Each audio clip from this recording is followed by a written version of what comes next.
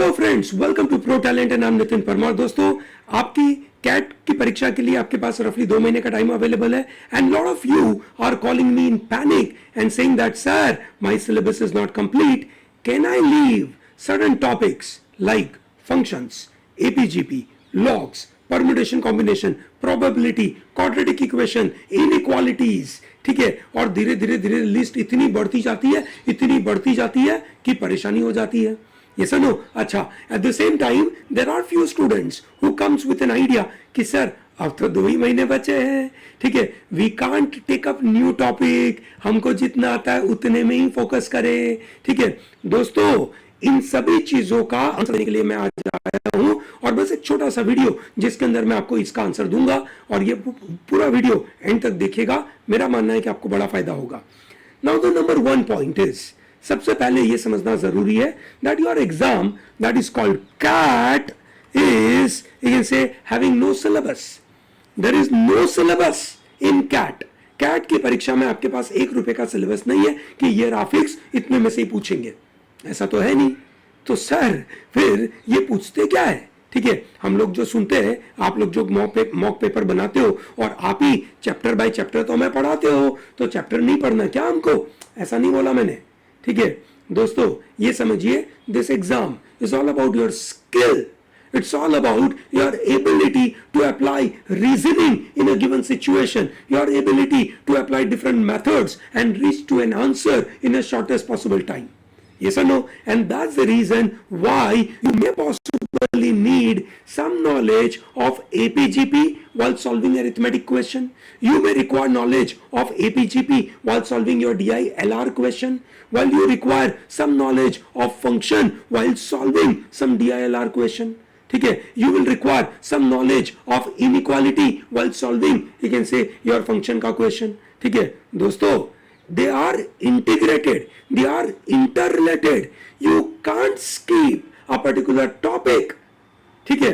हाँ, आपको ये बता दूं कि लास्ट ईयर 2020 में एवरेज अगर मैं बताऊं तो आउट ऑफ 26 क्वेश्चन अरिथमेटिक के 11 क्वेश्चंस थे, एलजीब्रा के 9 क्वेश्चंस थे, नंबर्स के 3 क्वेश्चंस थे, ज्योमेट्री के 3 क्वेश्चंस थे। I understand that we may feel that a topic like TSD is very difficult for me, ठीक है, टाइम से डिस्टेंस मेरे से बनता नहीं है, ठीक है, मुझे उसका लैंग्वेज ही पकड़ में नहीं आता है। भाई, अगर तुम्हें लैंग्वेज नहीं पकड़ में आता है, ठीक है, तो भैया आगे अगर कोई कॉम्प्लेक्स चीज आई उसको तुम कैसे मैनेज करोगे? सबसे पहले तो मन में से ये विचार हटा दो that for me the language is not manageable. You have to some or the other way know it, learn it, practice it and solve it. This is some or the other way you have to do it. You don't have a leeway of living a question.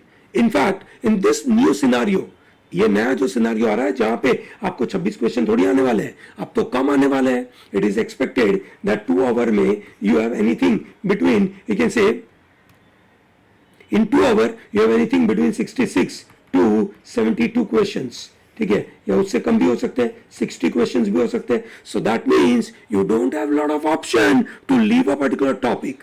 सो मेरा मानना है कि you don't leave a topic, you try and develop reasoning, you try and develop various method of learning that particular, ठीक है। अभी भी आपके पास enough time है, आप उसको कवर कर सकते हो, कोई बड़ी बात नहीं है, it is not that difficult, ठीक है। द गेम इज कि आपको मन में ये होगा कि सर कितने क्वेश्चंस आएंगे ये लॉग के, फंक्शन के। तो भैया लास्ट ईयर 9 क्वेश्चंस थे एलजीब्रा के, जिसमें क्वाड्रेटिक इक्वेशन आ गया, फंक्शन आ गया, लॉग आ गया, इनइक्वालिटीज आ गई, इंडाइसिस आ गया, ठीक है, सब कुछ आया, बराबर है। अब आप बोलोगे कि सर मैं लॉग छोड़ दूं तो मेरा काम हो जाएगा क्या?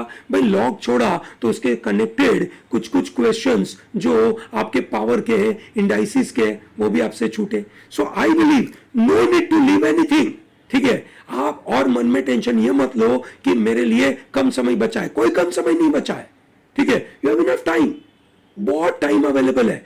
आपको एक टॉपिक कवर करने में, पहली बार पढ़ने में 1 घंटा 2 घंटा लगेगा, प्रैक्टिस करने में रोज के 1-1 घंटे, 7 दिन के 7 घंटे, दैट्स इट, ठीक है। और उसके द्वारा आपका जो लॉजिक डेवलप होगा, आपकी जो कैपेबिलिटी डेवलप होगी, वो आपको DILR में कितनी मदद करेगी।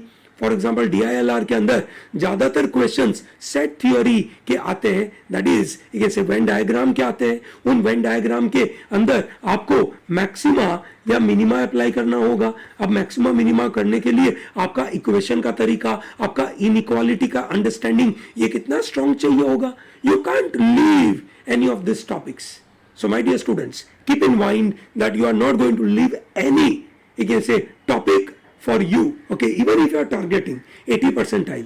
मेरा मानना है कि आप एक भी टॉपिक नहीं छोड़ोगे तब जाकर आप कुछ 80-90 परसेंटाइल तक पहुंचोगे। आपने टॉपिक छोड़ा तो आपने पक्का आपका इवन 80 परसेंटाइल भी छोड़ दिया, ठीक है। हम तो टारगेट करें 99 का, और 99 लाने के लिए you can't leave anything for your sake, for your life, for your I call for your you can से future, okay. Don't miss out on this, okay.